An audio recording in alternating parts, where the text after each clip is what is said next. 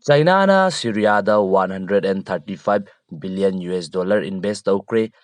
China gi anauba khongthang asida Israel da Meepaiba Pokle. Mayam pumnamakpu anauba video update amada amukka hanna taramna uksari. Ngasidi China na hauzik inauna Syria da paisa invest tawba haurakliba amasung Israel Syria mafam asida lairiba politics amasung oiriba fibam asigi matangda yengminasi.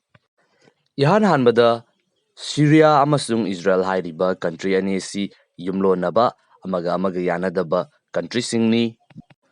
Hairiba country ani asi matam kuinadagi hauzik fauba adumak dispute laiduna laklibani.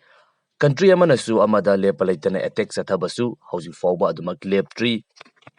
Aduga Syria hairiba country asi hauziksu Israel asi country ama oina recognize tawdriba country amani loinana Israel form tawrokba matamda Arab country singna punsinaduna Israel ga lanthengnakiba adudasu saru yakiba country amani.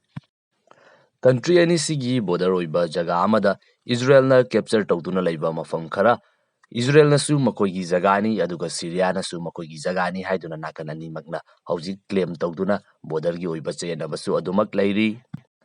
Hauzik faubugi oina Israel hairiba country asina USA na support tawba country ni aduga Syria hairiba country asina Russia na back tawba country ni. Mathangdana Syria gi oina lairiba fibam asida amuk yengbinasi.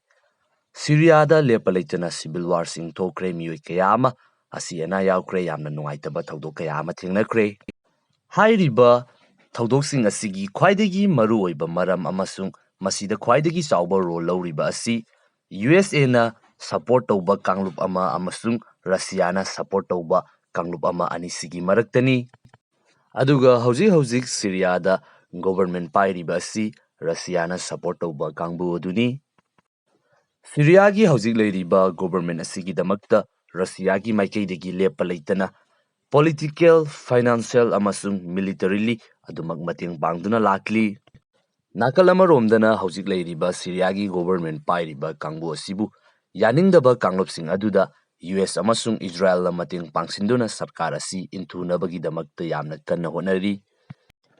Masini hauzik Syria amasung Israel gi oina lairiba condition asi hauzik oiriba fibam asida atopa great power singi yamna chawba role ama yauri. Maram asina country anisina yanadaba amasung nongmagi yengthinaba hengalakliba asigi maram amasu oiribani. Israel gi maikaidagi Syria gi mathakta airstrike na singba attack kaya ama lepalaitana hauziksu adumak chathaduna lakli. Matam kharagi mamangda Israel gi maikaidagi Syria da lairiba Russian S-400 missile defense system adubu maithiba piduna Syria da attack chathakibagi pausu aikona adumak thengnakre. Hauzik asina China hairiba country asina Syria da invest tawba haurakre. China na invest tawrakliba paisa sing asina Syria gi intelligence gi capabilities asi hengat halaktuna Israel gi oiba yamna chawba threat ama oirakani haiduna Israel da Meepaiba pongnaba haukre. China gi maikaidagi hauzik asi Syria da intelligence operation sing da sizinaba yaba communication gi oiba advance oiba equipment sing provide tawba haukre haibagi report hauzik adumak thorakli. Syria hairiba country asi mamangda thokiba civil war sing aduna maram oiduna United Nations masamak nasu hauzik Syria asi revive tawnabagi damakta 400 billion romgi mathau tagani haina fongdokhibaduna maram oiduna China na Syria da hairiba investment sing asi tawribani haiduna China gi side gi fongdokli. Adubu geopolitical analyst kaya amagi matung innadi China na laukalagliba khongthang asi Syria da lairiba Russia gi interest asibu China na support tawba natragana Syria hairiba country asisu China gi debt trap policy gi matung inna makoibu paisa yamna tonhanduna Syria gi jaga sing asida China gi military base na chingba asi sagatnabagi damakta aim ama oiramba yai haina su phongdoknari. Hauzik Syria hairiba country asi Russia, Iran amasung China hairiba country masina yamna main noina hauzik support tawduna lairi. Ngasigi oinadi video si matang asida losinjarage anoba video update amada amukka hanna tengnarasi.